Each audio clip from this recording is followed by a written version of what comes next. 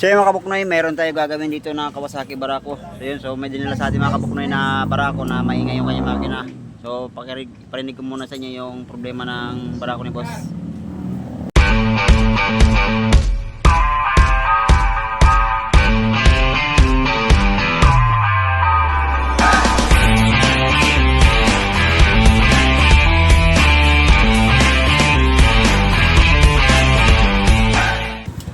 Shoutout pala kay Saldi Mabilangan ng North Caloocan. Shoutout sa inyo boss. Yun, so meron tayo gagawin dito na Barako na nabili na ng 15,000. So sobrang ingay. So ito yung problema ni boss sa kanya Barako na nabili. So pakita ko muna mga kabuknoy. Ito na yung nabili ni boss na Barako. Kasama ng sidecar, 15,000 lang. So gagawin sana ni boss na pang-service. Sa problema lang, sobrang ingay kay makina. So yun, parinig ko muna sa inyo yung problema ng makina.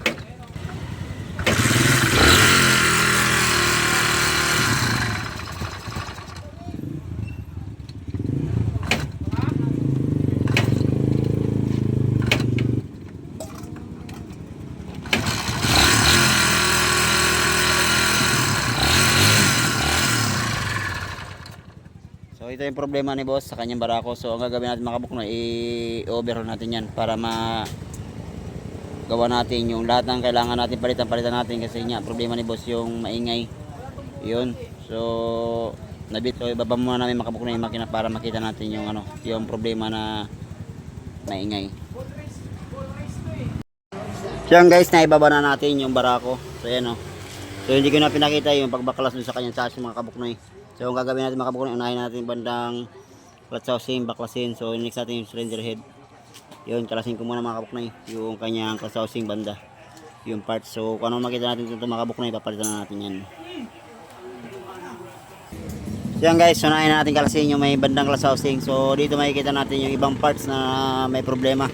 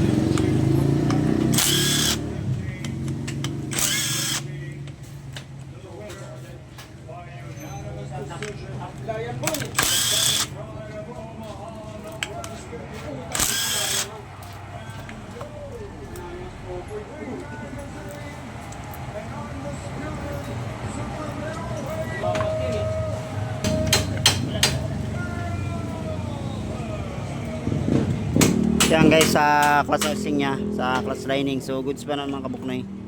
Yun, so check natin yung clutch housing saka yung idle gear bossing. Yun.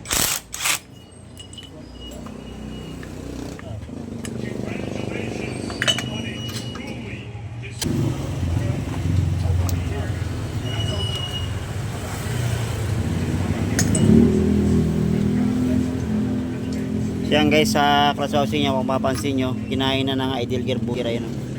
So yan. Yeah, so ang gagawin natin dito para i-rebate natin yan. Kung napapansin nyo, ayan kinain na ng ng idle gear yung clutch housing, yung cover.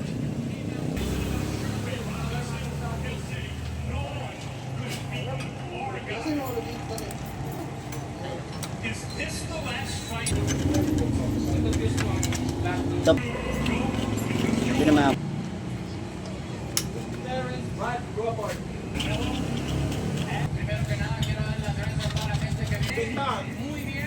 Darating ko lang. Yan guys, so next natin sa may bandang magneto. So dito ang problema lang yung clutch housing, idle gear boosting. Yun, so yun ang papalitan natin, saka pare-repair. So dito sa magneto, check natin.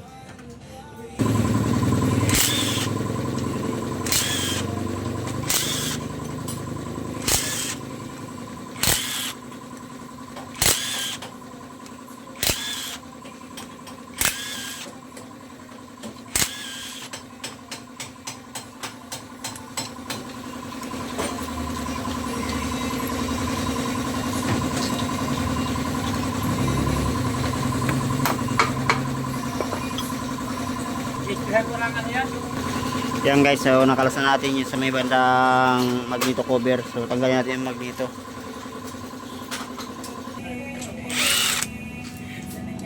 Buksan ko yung tanong.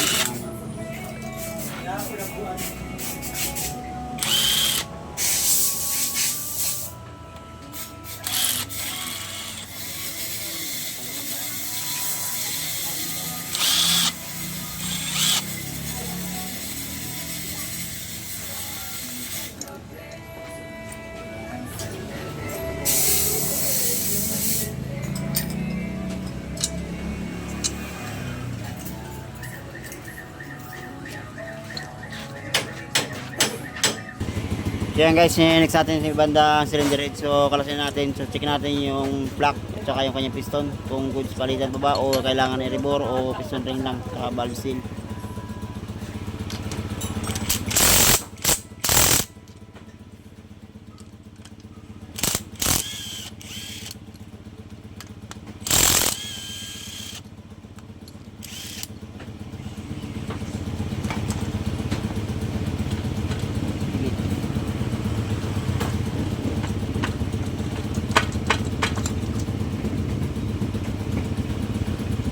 So yung mga kabuknoy, ito na yung kanyang cylinder head. So basang-basa na ng oil. So magpapalit tayo ng ano dyan, valve seal. Yun, palitan natin valve seal para mawala yung kanyang ano, pamamasa na kanyang cylinder head valve.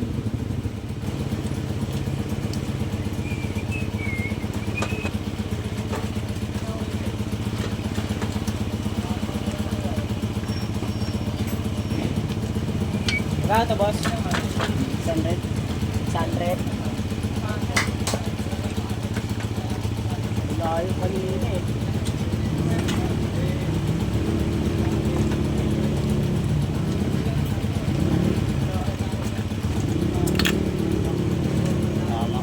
Yan guys, so sa kanya cylinder block, so may gas-gas na rin, so ipare-rebore na natin to. Yun, so sabay na natin i-rebore para isang gawaan lang mga kabuknoy.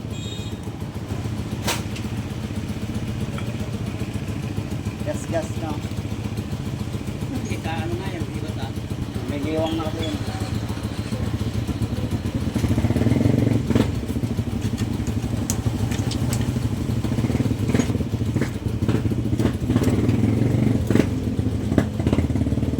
Yan guys, so klasin na natin yung ano, center ng kanyang makina.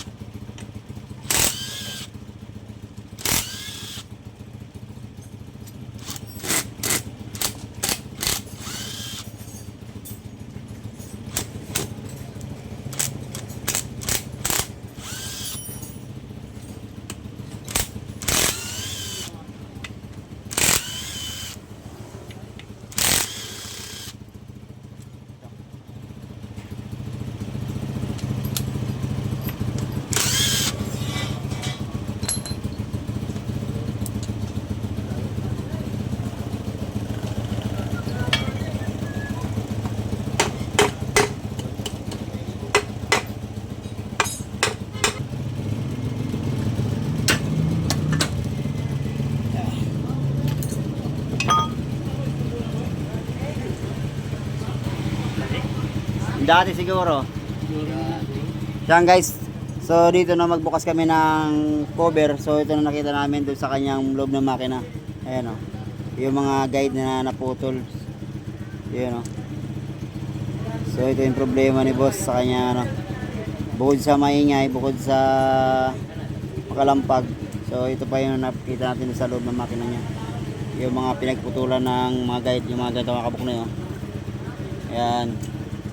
So tanggalin ko muna yung connecting rod. So iparinig ko sa inyo yung ingay ng connecting rod mga kabuknoy. So tanggalin natin transmission gear. So check natin yung mga bearing para isang gawaan lang.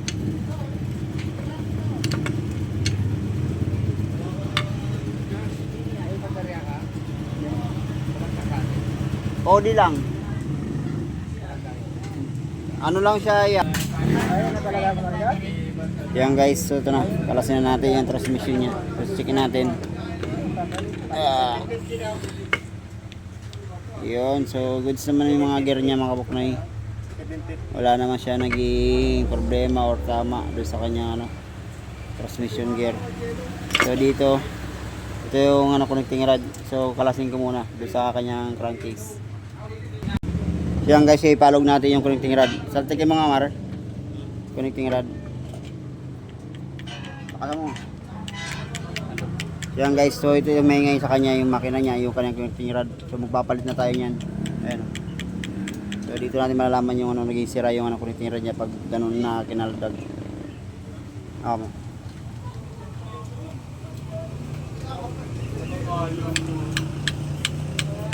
Yan. Kaya pati black kadamay. So yan guys, so magpapalit tayo yung connecting rod. Re-review tayo yung clutch housing, idle gear bushing, papalit na tayo. Kasi maluwag na doon sa kanyang shafting. Yun, re-rebore na natin, valve seal, palit na rin tayo. Yun, so linisin muna natin mga kabuknoy yung ano, yung parts ng barako.